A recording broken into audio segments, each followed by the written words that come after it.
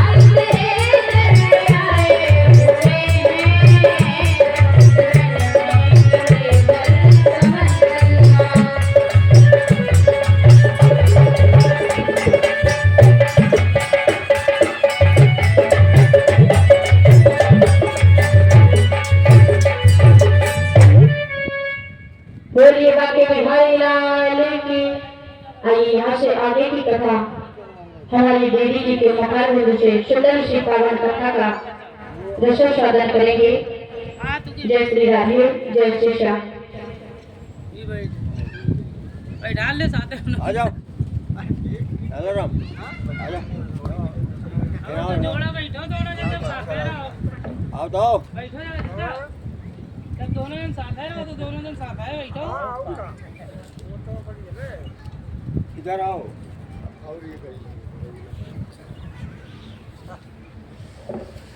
और हमारे भैया अजय पाल खान को इन्होंने 51 रुपए भगवान के चरणों में भेंट किए हैं। आशीर्वाद की कामना है, भगवान मनोकामना पूरी करें।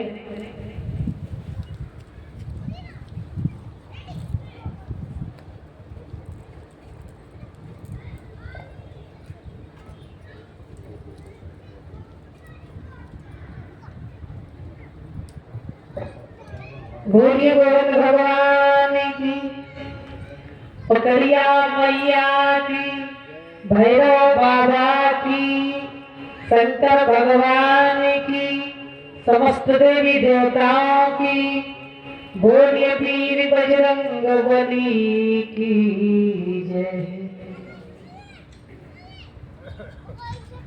धूप बहुत लग रही है।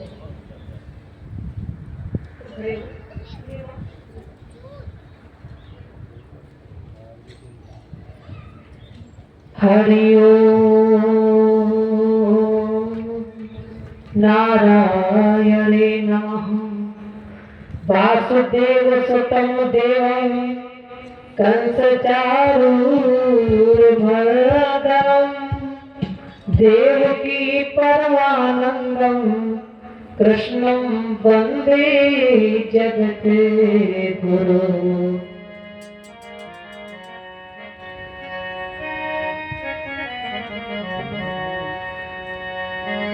कृष्णाय वासुदेवाय हरे परमात्मने रत क्लेश नाशाय गोविंदाय नमो नमः। गुरुर्ब्रह्मा गुरुर्विष्णु गुरुर्देवो महेश्वरा गुरु साक्षात् परब्रह्म तस्मै श्री गुरवे नमः। कि बुद्धिहीन तन जान के सुमिरहु पवन कुमार, बल बुद्धि विद्या देहु मोहि, हरहु क्लेश विकार। माता मेरी सरस्वती करो हृदय में वास, लज्जा मेरी राखियो मां करती हूँ अरदास। भगवान के चरणों में नमन करते हुए चलते हैं। राखो मेरी राधे सभा के बीच, पवन सुत अंजन के लाला।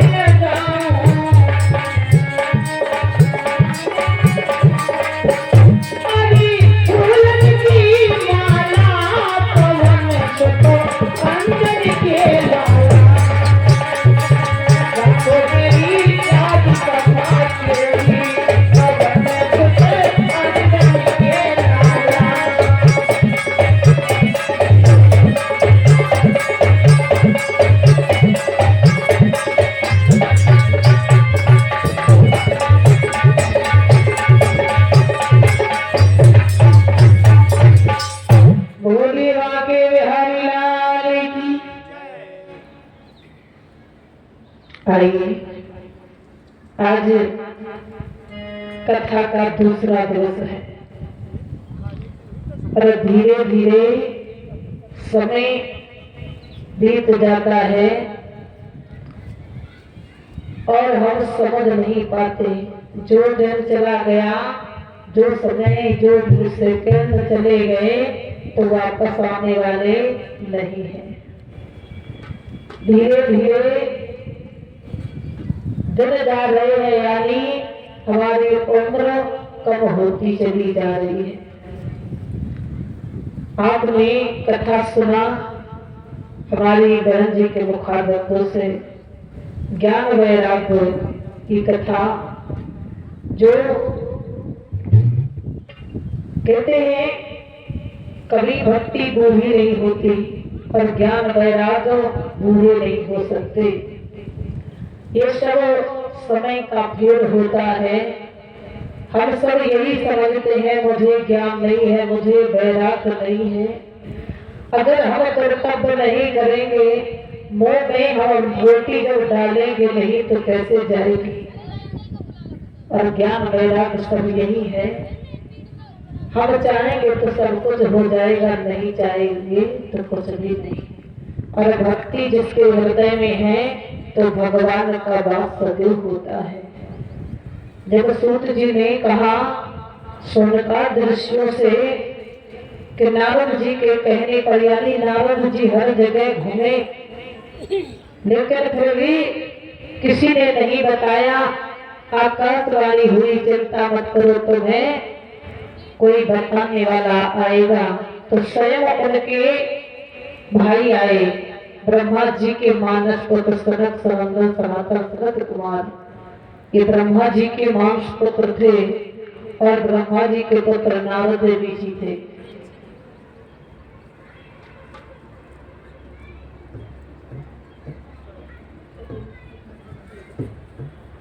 बोली बोल भगवान की।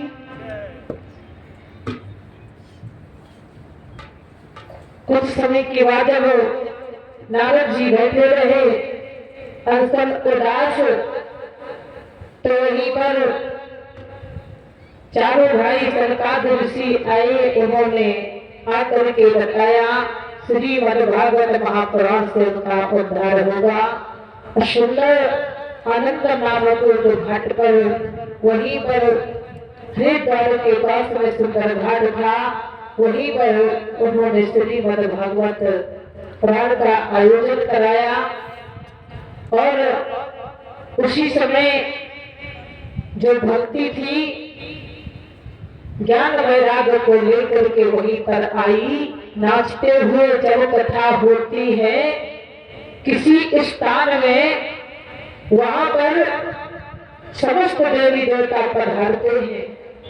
जितने देवी देवता होते हैं आज सब इस स्थान पर पधारे हुए हैं आपके ही बुलाने पर। और जब वो कथा शुरू होती है तो आह्वान किया जाता है कि आप सब पधारे और हमारे कार्य का सफल बनाए। तो जैसे ही सब अपने अपने सुंदर विमानों पर सज धज के देवियां आई सुंदर कथा सुनने के लिए। और जब कथा शुरू हुई और जैसे दिन व्यतीत होते गए तो ज्ञान वैराग्य को लेकर के भक्ति नाचती हुई गाती हुई आई। श्री कृष्ण गोविंद हरे मुरारे और हे नाथ नारायण वासुदेव। ये कहते हुए नाचने लगी और ऋषियों से पूछने लगी मैं कहाँ वास करूं। बोले आप भक्तों के हृदय में वास कीजिए। और जैसे ही भक्ति भक्तों के हृदय में पहुंची एकदम उसी समय भगवान चतुर्भुज रूप धारण करके प्रकट हो गए।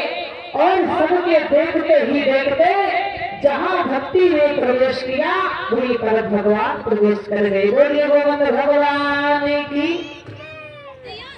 श्रीमद्भागवत महापुराण का महत्व बहुत दिया गया है सुंदर, क्योंकि कथा हर व्यक्ति के भाग्य में नहीं लिखी होती। कहते हैं कि कैसे जाऊं क्या करूं, मुझे फुर्सत नहीं है। मुझे फुर्सत नहीं है। फुर्सत क्यों नहीं है कि तुम्हारे भाग्य में ये कथा श्रवण करने को लिखी नहीं है, इसलिए आपको फुर्सत ही नहीं है काम से।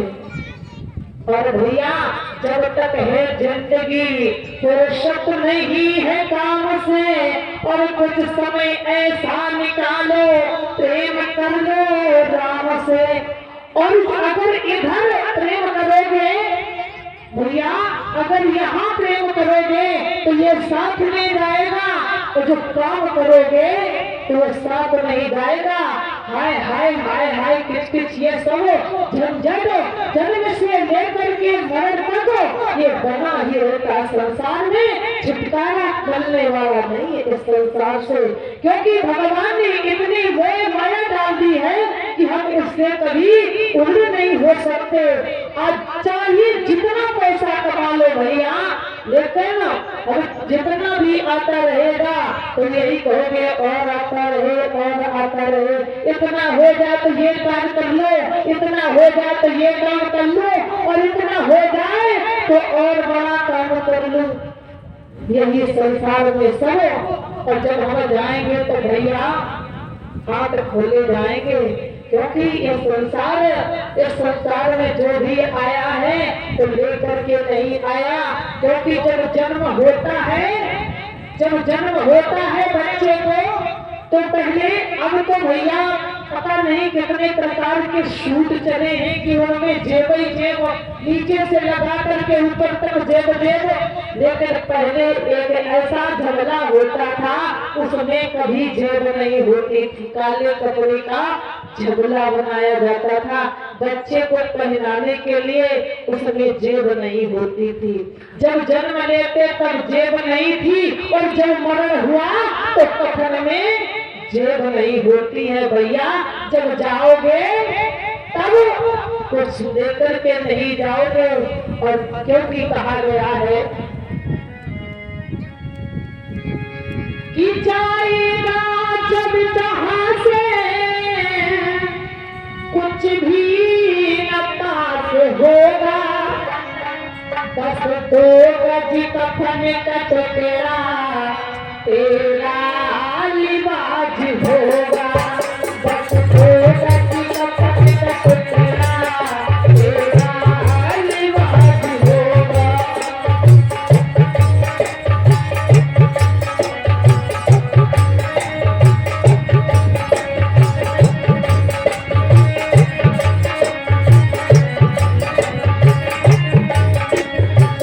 जाएगा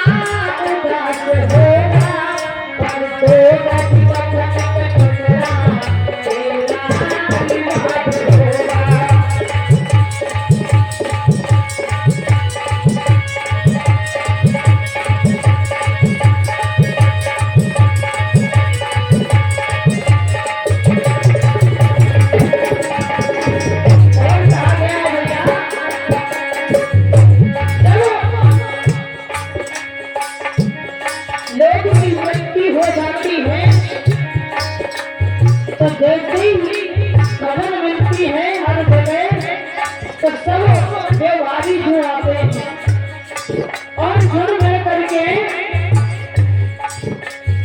उस जनाने को लेकर के मरघट पर जाते हैं। और वहां क्या होता है, चुन चुन के लकड़ियों से ढक देंगे तेरे बदन को।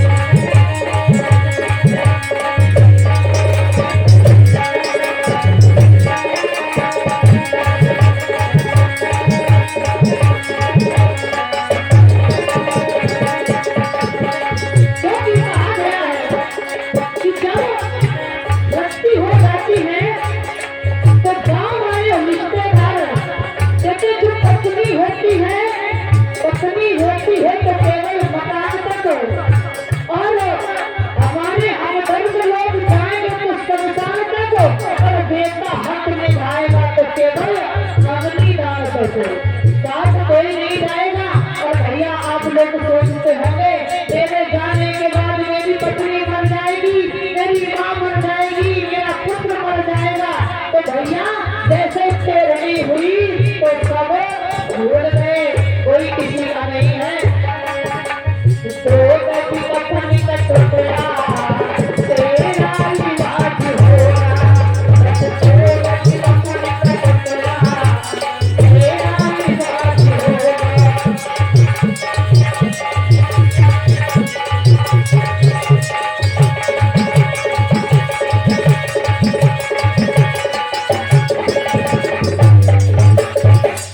बोलिए गोविंद भगवान की।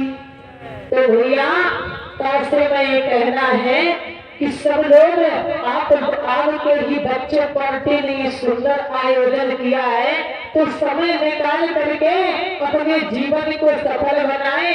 और ये तो सब दुनियादारी है, यही काल छोड़ करके जाना है। ये कथा देवताओं को भी दुर्लभ हुई। जब कथा सुखदेव जी राजा परीक्षित को सुना रहे थे एक बार, तो देवताओं के कानों में आवाज पड़ी, तो कहने लगे यहाँ पर क्या हो रहा है, यहाँ तो इस संतर भीड़ लगी है, देवी देवता पढ़ा रही है, क्या हो रहा है। तो सुना देखा कि यहाँ श्रीमद् भागवत महापुराण हो रही, तो देवता बड़े मगन हुए। विचार किया कि मैं सुखदेव जी से कहूँ कि मेरे यहाँ चल करके कथा करें। और सुंदर अमृत कलश लेकर के देवता आए और सुखदेव जी से आकर के कहने लगे कि भगवान एक काम करो, मैंने सुना है कि राजा परीक्षित को सर्प डसने वाला है तो इनकी मृत्यु हो जाएगी, इसलिए मैं एक कलश लाया हूँ। उस कलश में अमृत है और उस अमृत को परीक्षित जी पान कर ले तो उनकी मृत्यु नहीं होगी। और जो कथा परीक्षित जी को सुना रहे हैं वो कथा हमारे देवलोक में चल करके कहिए। सुखदेव जी कहते हैं मुझे तो मंजूर है, ये तो बात आप परीक्षित जी से पूछिए, वो इसमें खुश है कि नहीं, उनकी इच्छा क्या है आप उन्हीं से पूछ लो। परीक्षित जी कहने लगे ना बाबा ना, मुझे तो कथामृत का पान करना है, मुझे अमृत पान नहीं करना। और क्योंकि कहाँ कांच का टुकड़ा और कहाँ हीरा और कहाँ सुधा और कहाँ कथा, मैं तो भैया कथा श्रवण करूंगा। और जब ये सुना तो देवता जा करके ब्रह्मा जी के पास में जा करके कहा ऐसी भागवत में क्या है जो यहाँ वृत्त लोक में कथा हो रही है, उसी को लोग अपनाते हैं, अमृत छोड़कर कथामृत पान करते हैं। तो ब्रह्मा जी ने उसी समय सारे वेदों को एक तराजू पर एक पल्ले पर रखा और श्रीमद् भागवत महापुराण एक पल्ले पर, फिर भी श्रीमद् भागवत महापुराण का पल्ला भारी पड़ा। और चाहते परीक्षित जी अगर चाहते देवता तो यहाँ बैठ कर भी कथा सुन सकते थे, लेकिन उन्होंने ऐसा नहीं किया क्योंकि उन्हें तो सिंहासन पर बैठ कर के कथा सुननी थी। और सिंहासन पर कथा सुनने से पाप लगता है। महाराज मैं कहना नहीं चाहती, लेकिन जितना शुभ धरती माता की गोदी में बैठ करके अच्छी होती है, शुभ माना गया है, उतना सिंहासन पर बैठ करके नहीं। आप लोग सोचते होंगे कि आप क्यों इस मंच पर बैठी हो, तो मेरा कुछ मजबूरी है, मुझे मजबूरी है क्योंकि जो बच्चा पार्टी है इन्होंने मुझे बुला करके इसलिए चौकी पर बैठाया है, क्योंकि चौकीदार बनाया है। हम सबके आज चौकीदार हैं तो चौकी पर हैं, और आप भैया जिम्मेदार हैं तो इसलिए जमीन पर बैठे हैं। और हमें एक चौकीदार की तरह यहाँ पर लगाया गया है पहरे पर, और वो पहरा किस कारण से लगाया गया है, क्योंकि यहाँ जो जितने पाप होंगे तो उन्हें पापों को भगाने के लिए मुझे इस चौकी पर बिठाया गया। नहीं परीक्षित बैठे रहो, कोई बात नहीं, कब से बैठ जाना, मैं आपको नहीं कह रही, मैं तो ये साधारण बात कहना चाहती थी। जैसे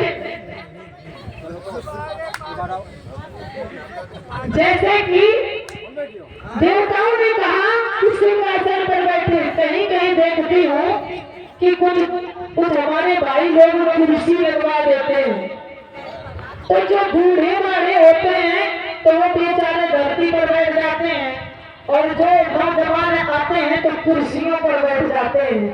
तो कुर्सियों पर शुभ नहीं माना जाता, शुभ तो धरती माता की गोदी में राजा परीक्षित जी ने धरती माता की गोदी में बैठ करके कथा श्रवण किया और उनका कल्याण हुआ। तब से एक काम करना बच्चा पाती कि ये जो तख्त है किनारे रखवा देना, परीक्षित जी को सामने बैठना चाहिए। आज बैठे हो तो परीक्षित जी, मैं यहाँ आपको नहीं कह रही हूँ, आज बैठ जाइए, कोई बात नहीं।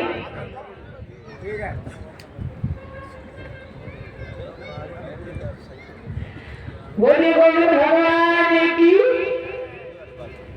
जब कहा कि मुझे सिंहासन पर बैठ करके कथा सुने, इसलिए उन्हें कथा सुनने को नहीं मिली, क्योंकि वो सिंहासन पर बैठ करके श्रवण करना चाहते थे। और सुखदेव जी ने उन्हें भगा दिया, अपमानित हो गए।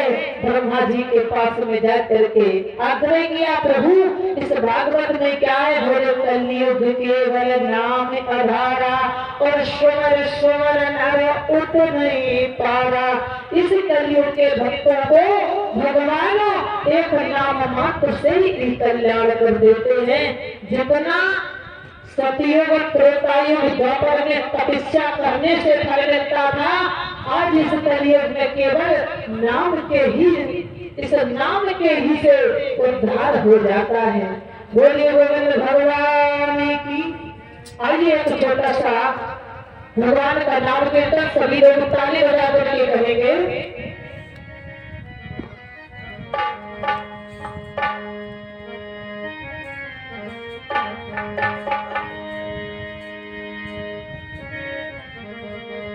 राधे राधे जपा करो, हरे कृष्ण नाम रस पिया करो। राधे राधे जपा करो, कृष्ण नाम रस पिया करो।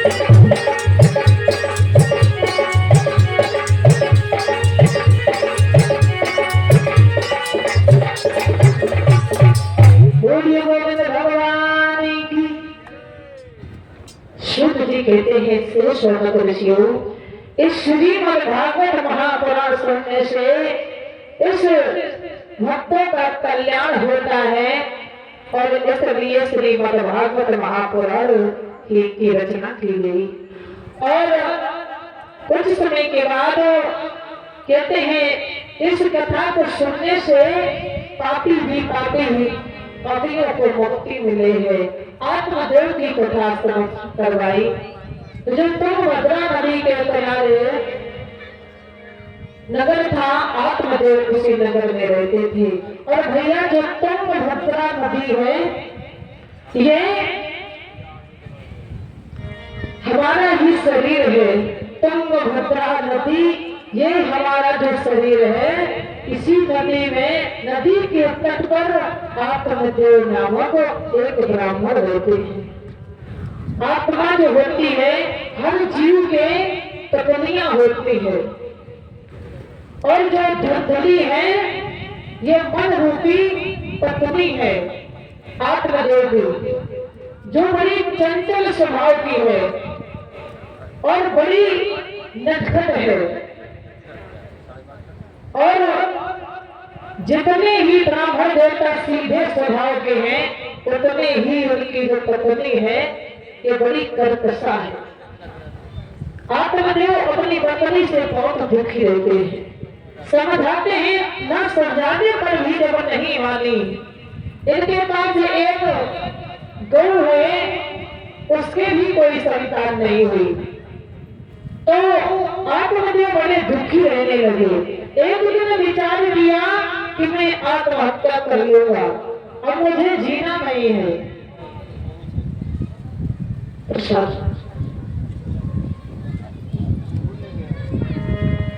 और जब ये ठान लिया कि मुझे मरना है, मुझे जीना नहीं है, तो उसी समय घर से निकल करके और जंगल में पहुंचे और वहीं पर जाकर के आसन लगाया और प्रार्थना करने लगे, प्रभु मैंने आज तक तुमसे कुछ भी नहीं मांगा और मेरे घर सबके लिए, सबके घर में जब मैं जाता हूँ तो देखता हूँ सबके घर में 4-4 बच्चे हैं, किलकारी होती है, और हमारे घर में ना तो मेरे बच्चे हैं ना हमारी गौ के बच्चे हैं। ऐसा कौन सा पाप हो गया है प्रभु जो हमारे इन पापों का कर्म इस संसार में हम भोग रहे हैं। तो उसी समय भगवान को बुलाते हैं, कहते हैं प्रभु कि अब तो आजा कन्हैया रे, अब तो आजा कन्हैया रे, तेरी राह निहारूं रे, अब तो आजा कन्हैया रे, तेरी राह निहारूं रे।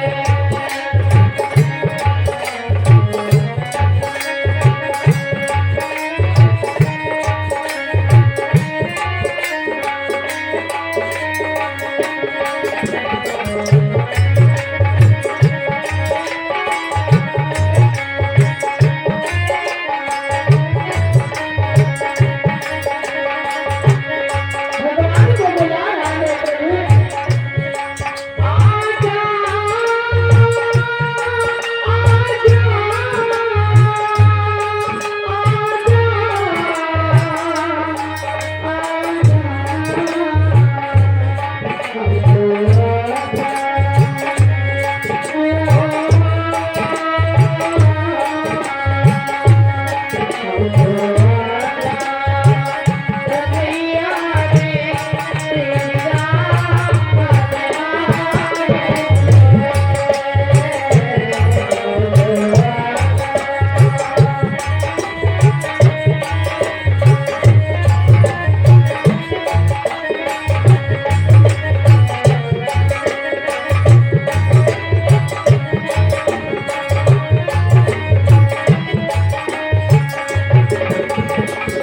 प्रार्थना कर रहे हैं और कह रहे प्रभु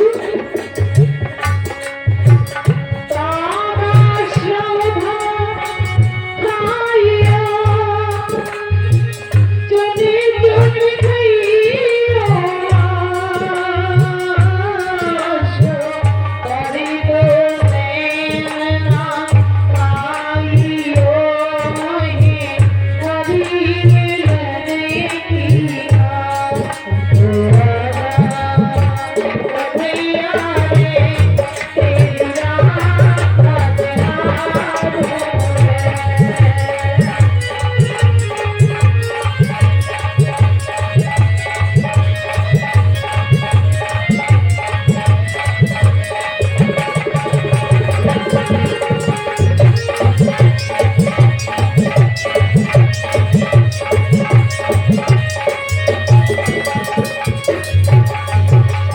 इस तरह से प्रार्थना कर रहे हैं, और जब प्रार्थना किया तो जब भक्त भगवान को बुलाता है हृदय से, तो भगवान को आने में देरी नहीं लगती।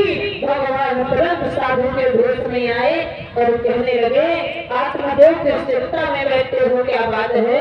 बोले प्रभु आप सब कुछ जानते हो और जानते हुए तो हमसे प्रश्न पूछते हो कि क्यों चिंता करते हो। और प्रभु आज जब इस तरह से कहा है